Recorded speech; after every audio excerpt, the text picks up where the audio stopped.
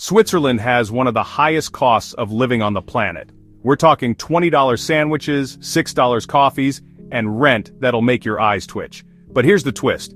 Swiss people still manage to save more than people in way cheaper countries. You'd think they're just rich or born into money, but nope. The real reason they rarely overspend, it's the way they think about money. It's habits. Small, powerful daily habits that make overspending nearly impossible, and today I'm going to show you exactly how you can copy them. Because you don't need Swiss income to live with Swiss confidence, so picture this. You're walking through downtown Zurich, the buildings are spotless, the trains run on time, and people just look unbothered, calm, financially unbothered. No one's yelling on the phone, no one's holding 5 shopping bags, no one is racing to the next dopamine purchase. It's like everyone already has what they need, and that's the first clue. In Switzerland, enough actually means something. Their culture doesn't worship more, it respects balance. Now let's dig into the habits that make it all work. First up, this is huge, Swiss people spend intentionally, not reactively. In most places, we spend emotionally. We shop to feel better, to kill time, to reward ourselves for a rough day. But in Switzerland, that kind of spending is almost seen as undisciplined. Not in a judgmental way, but in a, something's off kind of way. One guy I spoke to in Geneva said, "Spending without thinking feels like throwing my future away in little pieces." That hit. They don't wait until they're in financial trouble to think about their behavior. They stay ahead of the problem by having rules. Not extreme rules, just personal, non-negotiable habits. And here's the crazy part. Most of them don't even call it budgeting. It's not a spreadsheet with 10 color-coded tabs. It's just order. A Swiss woman I met, she's a teacher, single mom, told me, "I automate everything. I know what's left after bills and savings, and I don't touch more than that." Simple, automatic, and most importantly, no guilt. That clarity gives her peace. It's not about perfection, it's about knowing your limits and respecting them every single month. And then there's the quality thing. Swiss people are obsessed with quality, not luxury, not brands, just stuff that lasts. They'll wear the same jacket for 12 years, use the same backpack since university, and drive the same car until the wheels basically fall off. But here's what's interesting. That stuff, it's usually top tier, because they'd rather spend $300 once than $50 6 times. That mindset alone saves them thousands over the years. They're not being cheap, they're being smart. Smart enough to understand the lifetime value of what they're buying. And when you think like that, impulse buys start to look dumb.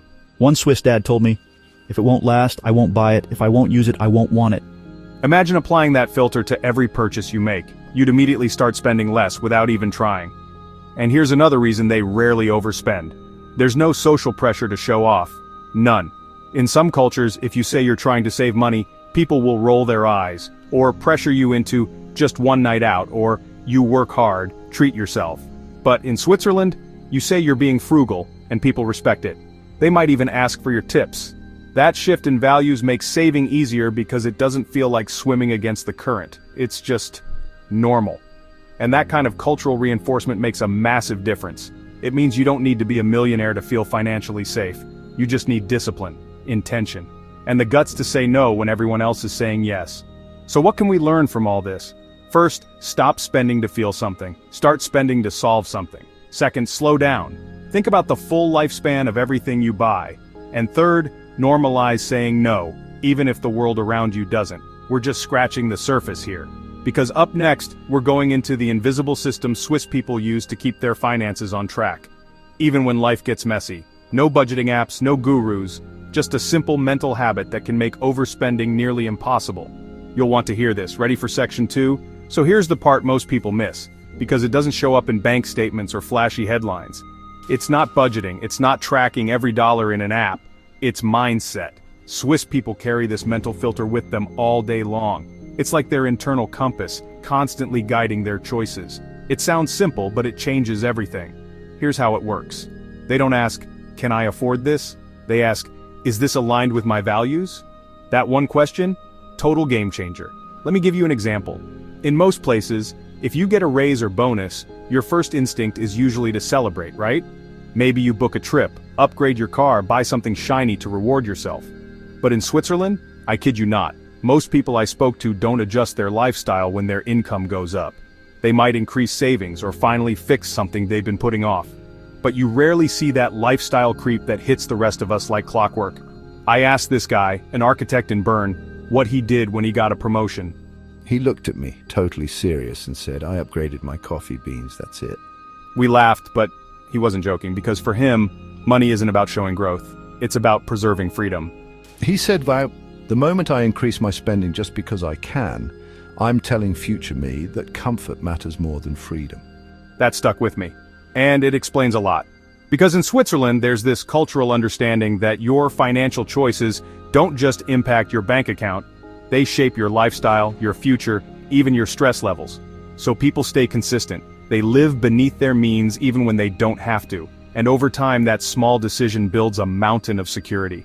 Another thing I noticed, and this one's subtle but powerful, Swiss people are crazy about routine, like beautifully boring routine. They buy the same groceries, they eat out occasionally, but it's planned.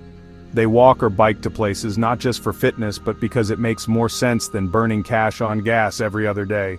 There's this unspoken belief that if something works, you don't need to change it. It's not laziness, it's efficiency. There was this woman I met, she was in her 60s, ran a tiny bookstore in Lausanne. She told me she's had the same lunch every weekday for 17 years.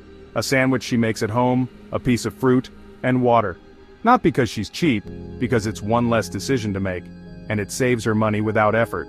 She said, "I never wonder where my money went. I know where it stayed." That hit me like a brick. Because honestly, most of us don't overspend on huge, obvious things. We overspend on chaos, on randomness, on just this once and I'll figure it out later. But the Swiss? They design their lives to avoid that chaos. They make simplicity look like luxury. And when you live like that, when you know what you value, you automate your decisions, and you stop chasing validation, you gain something most people never find: financial peace. Not wealth that shows off, wealth that works. It's quiet, it's steady, and it's ridiculously powerful. So if you're feeling stuck, overwhelmed, or like your spending is always slipping out of control, don't panic. You don't need to become a financial wizard overnight. Just start small. Ask yourself the same questions the Swiss ask. Do I really need this? Will this matter a year from now? Is this helping me build the life I actually want? Because once you shift your mindset, even just a little bit, your habits start changing too. And before you know it, you're no longer chasing money just to stay afloat. You're guiding it. Quietly. Confidently. And honestly, that's when everything starts to change. There's one last habit I want to leave you with. It's simple, invisible almost, but I honestly think it's the glue that holds all of this together. Swiss people protect their time just as much as they protect their money. And I know, on the surface that doesn't sound like a frugal habit, but hear me out. Most overspending doesn't start with a shopping trip.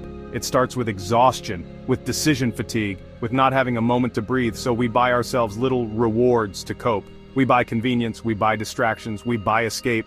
But in Switzerland, there's this deep respect for rhythm, for routine, for downtime that isn't rushed or crammed full of noise. A Sunday in Switzerland? Almost everything is closed. Not because the economy can't handle it, but because they choose stillness. It's baked into the culture.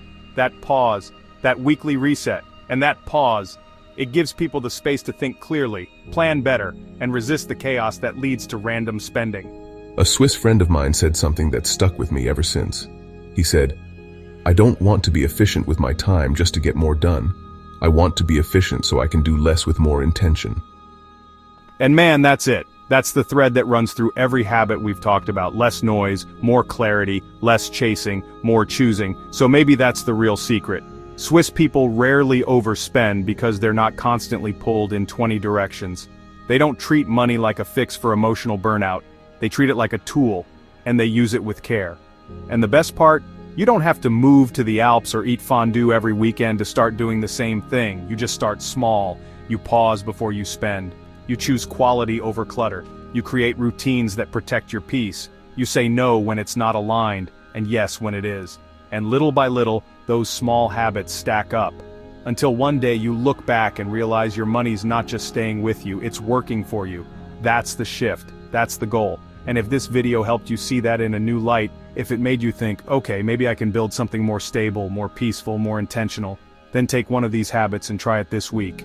Just one. Start with the pause, or the mindset shift, or maybe the routine that saves your time and energy. Because once you feel what it's like to not overspend, to stay in control, you won't want to go back. If you found this helpful, hit that like button. It really does help this reach more people. And if you're building a smarter relationship with money, subscribe. We're going deep on topics that actually change lives. Thanks for spending this time with me. Now go take back your time, your money, and your peace. You've got this. See you in the next one.